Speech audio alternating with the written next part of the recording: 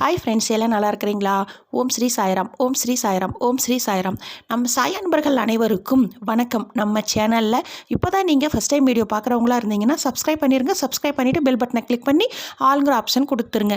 அப்போ தான் நான் போடுற பதிவு உங்களுக்கு உடனுக்குடன் நோட்டிஃபிகேஷனில் வரும். அப்படி நோட்டிஃபிகேஷனில் வந்த உடனே அந்த பதிவை பார்த்து அதனோட முழு பலனையும் பயனையும் நீங்கள் அடையணும். அதுதாங்க என்னோட விருப்பம். சாய்ப்பாவின் அன்பு கட்டளை. ஓகே ஃப்ரெண்ட்ஸ், இன்றைக்கி நம்ம பார்க்க போகிற பதிவு ரொம்ப முக்கியமான பதிவு. என்ன அப்படின்னு பார்த்தீங்கன்னா, இன்று இரவு உறங்குவதற்கு முன்னாடி இந்த பதிவை ஒரு முறை கேளுங்க.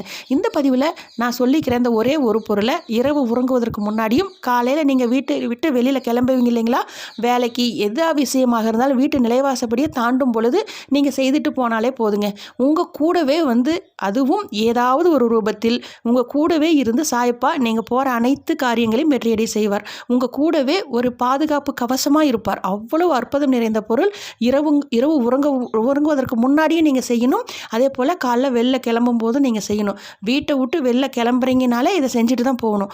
அவ்வளவு அற்புதம் நிறைந்த சக்தி வாய்ந்த பொருள். என்ன அப்படின்னு பார்க்கும் பொழுது நம்ம சாயப்பாவோட விபூதிங்க.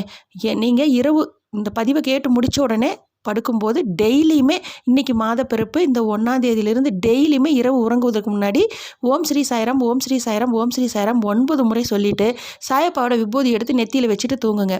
இன்றைய நாள் இவ்வளவு எனக்கு ஒரு பிரச்சனையாக இருந்தது சாயப்பா, மனம் விட்டு சாயப்பாட்ட சொல்லிவிட்டு நாளையிலிருந்து என் கூடவே என் அனைத்து பிரச்சனையும் தீர்த்து வைக்கணும்னு சொல்லிவிட்டு அந்த விபூதியை வைக்கணும்.